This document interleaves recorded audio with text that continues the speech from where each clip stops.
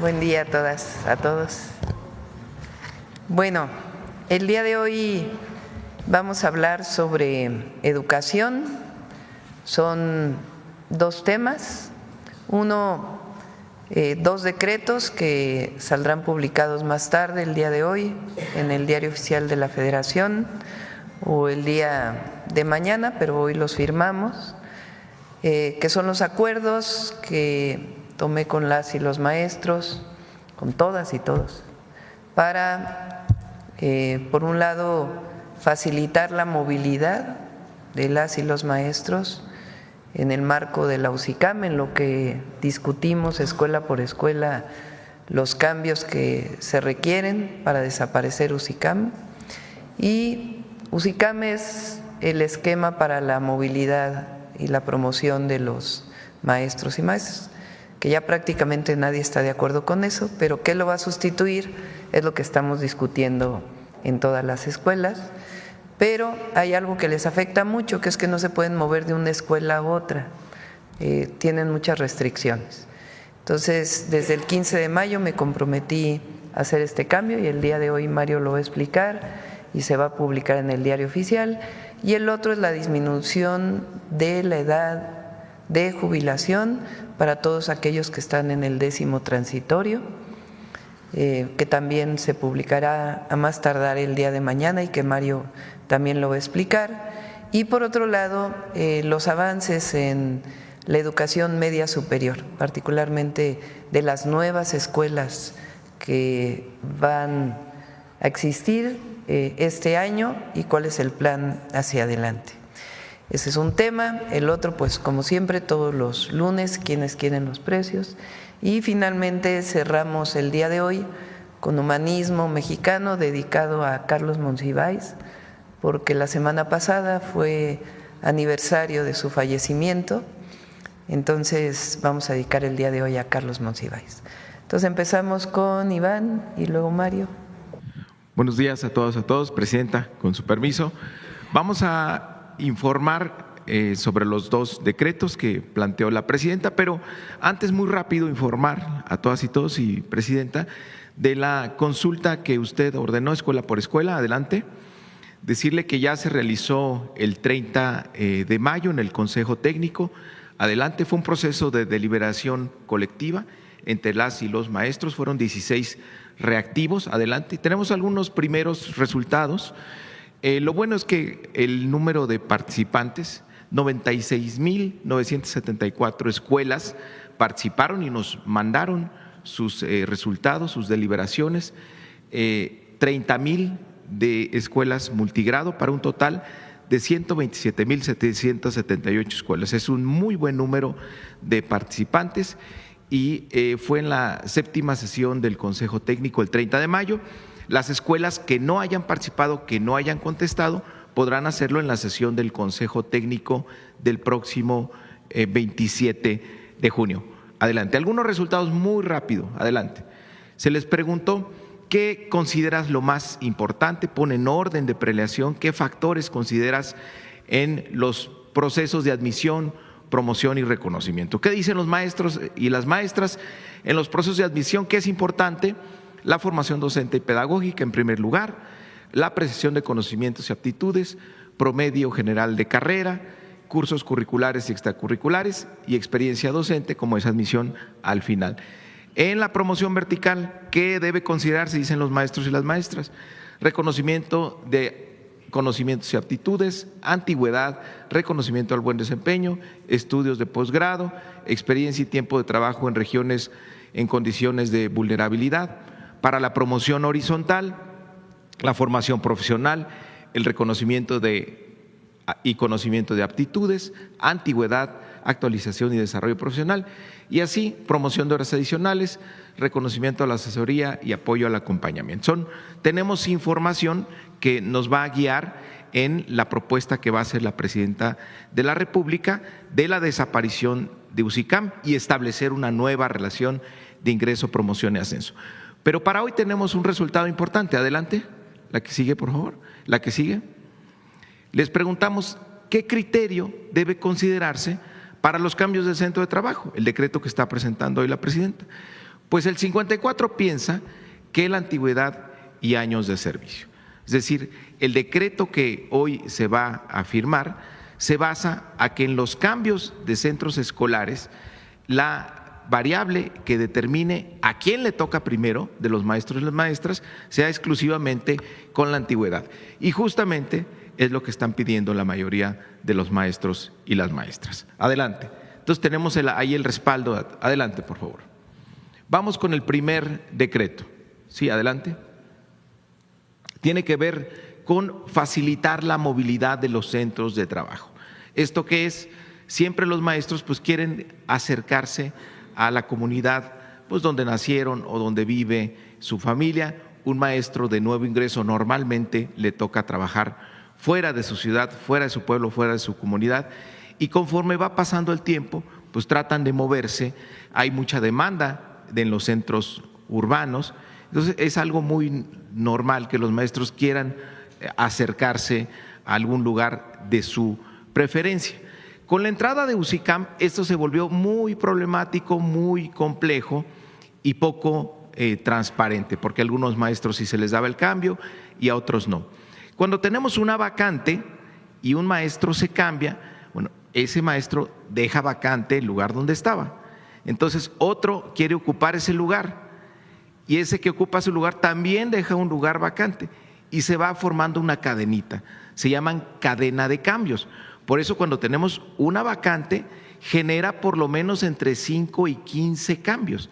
Ahora, esos cambios van a estar determinados por la preferencia de los maestros para moverse, pero el criterio de decisión de quién se mueve va a ser exclusivamente el de la antigüedad. Vamos a hacer muy transparentes las asignaciones para que todos los maestros y maestras estén pendientes, y la idea de la Presidenta de la República es acercar a los maestros y las maestras a la comunidad que ellos deseen. Adelante, deseen. ¿Cómo le vamos a hacer? Va a haber un mecanismo presencial. ¿Cómo es ahora? Es virtual. Envían los maestros y las maestras su solicitud y de repente pues se publican los resultados. Entonces no sabemos quién sí y quién no. Ahora, ¿qué vamos a hacer? Se van a poner cuáles son las vacancias, cuáles son las plazas vacantes, en dónde están ubicadas. Se van a recibir todas las solicitudes de los maestros y las maestras y públicamente se van a procesar. Estos son los maestros que quieren ir a esta vacante y estos son sus años de antigüedad. Y ahí en un evento público, nivel por nivel, se va a ir haciendo esta cadena de cambios, se van a ir haciendo estas asignaciones. Es transparencia total. No va a haber ninguna restricción a la hora de recibir las solicitudes, es decir, no hay filtro. Los que se quieran cambiar, que presenten su solicitud. E insisto, el único factor que decide es la antigüedad. Adelante. También les vamos a pedir a los maestros y las maestras que estén al pendiente de que todas las vacantes se sometan a este procedimiento. Es decir, que no se quede por ahí una plaza, que no se pase este procedimiento y de repente tenga una asignación diferente.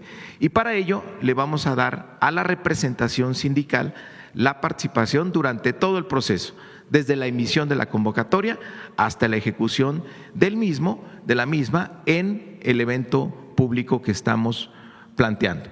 Y dependiendo de la publicación de la presidenta, de inmediato lo vamos a poner en práctica. Ya en este proceso de cambios 2025 va a entrar en vigor, como se comprometió la presidenta Claudia Sheinbaum. Adelante, por favor. Lo siguiente es el decreto de la disminución de la edad de jubilación del ISSSTE. Quiero recordar cómo era el modelo de pensiones hasta el 2007, era un sistema solidario a cargo del ISSSTE, pero esto es lo importante: 28 años para las mujeres, 30 años para hombres, de servicio para acceder a la pensión. Adelante. Después, en 2007, en la reforma aprobada en el sexenio de Calderón, además ponen un requisito adicional a los años de servicio, una tabla donde iba incrementándose la edad, se podía una edad mínima de jubilación que para el 2028 iba a llegar a 60 años. Adelante. Esta es la tabla, cómo iba subiendo la edad mínima de jubilación que se pedía en la reforma del 2007 para que pudieran jubilarse las y los trabajadores al servicio del Estado. ¿En qué consiste el decreto que está planteando el día de hoy la presidenta? En que esto ya no ocurra, que no se siga aumentando la edad mínima para jubilarse. Incluso el decreto que hoy se plantea es el más importante, es el único que toca este tema de las edades desde que se aprobó en 2007, desde 18 años. Adelante, desde hace 18 años. Entonces, ¿cómo va a quedar? En resumen, se va a reducir la edad mínima de jubilación en una tabla que será publicada en el decreto para que llegue a 53 años para mujeres en el 2034 y 55 para hombres igual en el 2034. Comparado con lo que dice actualmente la ley, ¿cómo estaríamos en el 2028? 58 años para mujeres, 60 años para hombres. Comparen aquí el impacto de la reforma. Es decir, las mujeres, en lugar de esperar a cumplir 58 años para jubilarse, podrán jubilarse a los 53. Y en el caso de los hombres, en lugar de esperar a cumplir 60 años, van a estar en 55. Es un beneficio muy importante, va a beneficiar una buena cantidad de trabajadores y trabajadoras, pero hay que decirlo también, tiene un costo fiscal muy importante. En esta administración, el costo de esta medida supera los 36 mil millones de pesos. ¿Pero no traes la tabla de reducción por ahí? No, se la debo, presidenta, si para poder hacer el comparativo directo de cómo va disminuyendo. Regresen la siguiente. La que viene en el decreto. Ah, bueno, ahí está. No, es que aquí hacen magia. Sí. La piensa uno y la ejecutan de inmediato. Aquí está el comparativo. Fíjense, ¿cómo está actualmente? Está en 58 años para hombres, 56 para mujeres. La presidenta había anunciado desde marzo, dijo, paren esto, se congela, ya no va a subir. Del 26 al 27 estaba contemplado que subía un año más, la edad mínima, subía a 59 para hombres y a 57 para mujeres, pero ya con el decreto se queda en 58, ya no sube, y en 56 para mujeres. Ahora, del 28 al 30 iba a subir otro año, iba a subir hasta 60 años. Se queda, no solo no sube, sino que baja a 57. Y para mujeres iba a subir a 58, pero ahora va a bajar a 55. Y no se queda ahí, sigue bajando la edad. Del 31 al 33 va a bajar, aquí ya era 60 a 60, ¿no? Pero va a bajar a 56 y a 55 en el 34. Y aquí lo mismo, baja de 55 hasta 53. Aquí este es 60, este es 60. Ahí está el comparativo de cómo beneficia a las y los trabajadores y revierte esta injusticia de haber puesto un requisito adicional a los años de servicio, que fue la edad mínima de jubilación de la reforma de Calderón en 2007. Entonces, esto es una reversión a esa reforma en beneficio de los derechos de los trabajadores y trabajadoras. Adelante.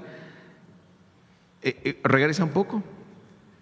¿Dónde está esa? Entonces, en resumen, es esto, ¿no? Es cómo van a disminuir las edades. Adelante. Bueno, y por último, informarle rápidamente, Presidenta, cómo vamos en las construcciones. Ya arrancamos obras en 14 planteles y en este mes de julio vamos a arrancar las que nos faltan. Son las nuevas preparatorias, los nuevos bachilleratos, una inversión de 1,215 millones de pesos. Hay 2 planteles que están terminados, que ya venían construyéndose. El de Tecámac y el de Reynosa están listos para iniciar el siguiente ciclo escolar, son completamente nuevos y van a entrar ya dentro del sistema de bachillerato nacional que ha anunciado la presidenta. Estos son 18,000 nuevos lugares para que nadie se quede sin estudiar en las entidades que están ahí señaladas. Adelante. Tenemos también la ampliación de bachilleratos que tienen mucha demanda actualmente y que tienen espacio para poder crecer.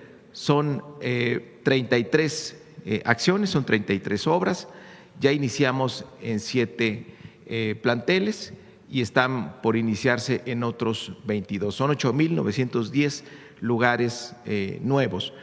Algunos planteles que no tenían turno vespertino y que tienen mucha demanda, vamos a tener turno vespertino. Es el caso de Tijuana y Tlaxcala. En Tijuana tenemos ya 2 bachilleratos que solo tenían turno matutino, van a tener turno vespertino a partir del siguiente ciclo escolar, y lo mismo en el caso de Tlaxcala. Ahí ya no hay que hacer, la inversión en infraestructura será mínima, pero se ampliarán el número de espacios. Adelante. Y después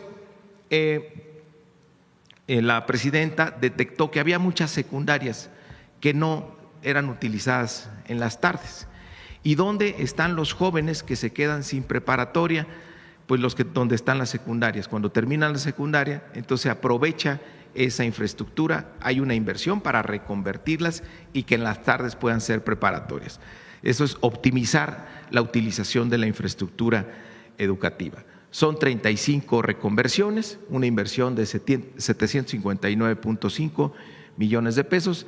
Ya se arrancó en 23 planteles, en julio arranca en 11 planteles, ahí son 10,500 lugares adicionales. Si sumamos las 3 cifras, casi llegamos a 47,000, 37,500 nuevos lugares para las y los jóvenes de nuestro país. Adelante, algunas fotos muy rápido: Michoacán, Jalisco, Chiapas, Puebla, adelante, que ya estamos en obra. Estado de México, Yucatán.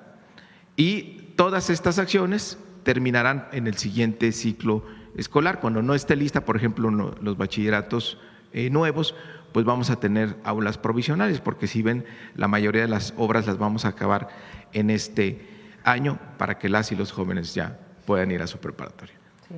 A ver, regrésate para ver las tres formas de ampliación del bachillerato. Los mapas. Son 20,000 estudiantes por los nuevos. Atrás. Son 18,000 estudiantes de los 20 nuevos planteles de bachillerato, más la que sigue.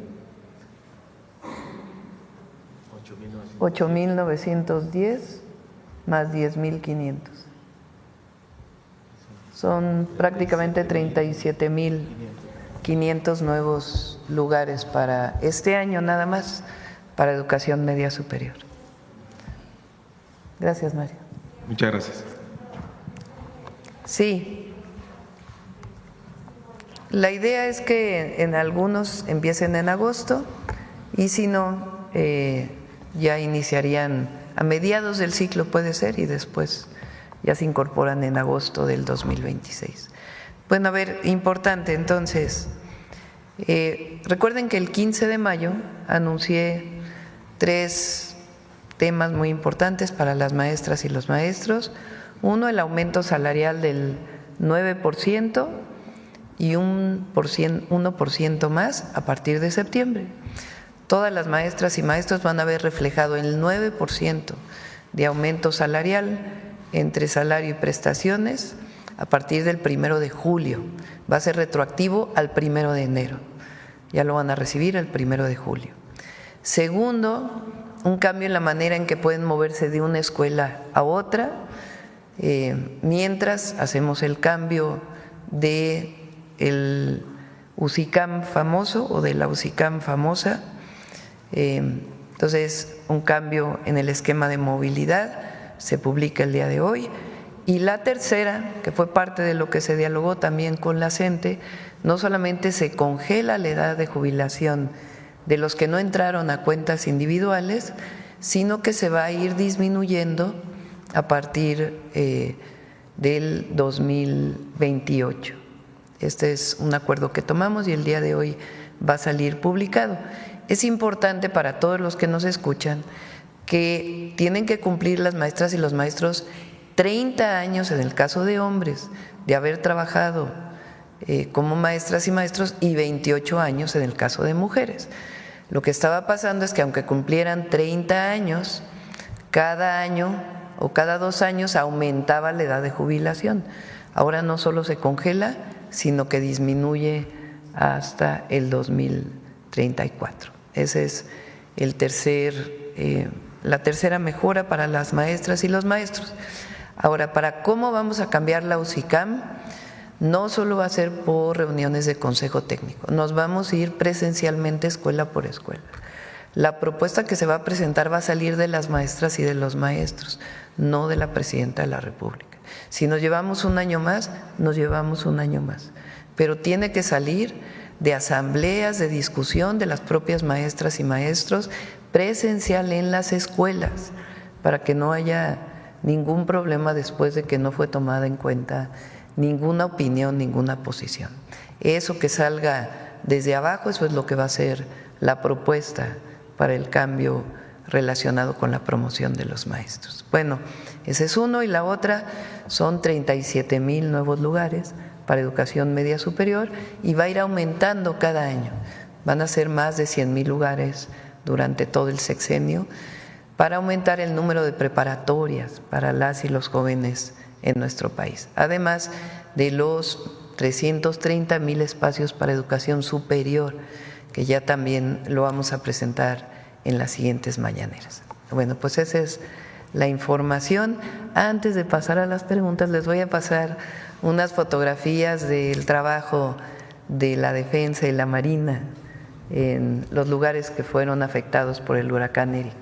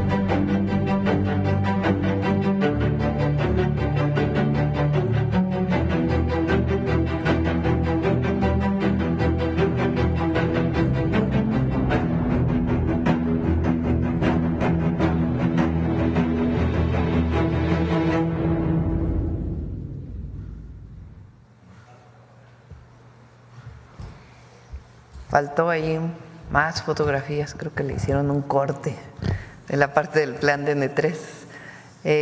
No, muchas gracias al Ejército Mexicano, a la Secretaría de la Defensa Nacional, a la Secretaría de Marina. Estuvimos el viernes en Corralero, se quedó allá Leti Ramírez en Pinotepa Nacional coordinando los esfuerzos junto con Laura Velázquez. De inmediato, cuando llegamos con el helicóptero de defensa, porque no se podía llegar por tierra, pues se tomaron las medidas. Son principalmente poblaciones aisladas las que sufrieron mayor problema. Esta es una zona principalmente de población afromexicana, muchas de ellas muy pobres, y de inmediato se desplegó el trabajo del plan de N3, del Ejército, de la Marina, de Secretaría de Infraestructura, Comunicaciones y Transportes, y realmente pues nuestro agradecimiento siempre, porque fue muy importante este trabajo. Son grandes instituciones que tiene el Estado mexicano.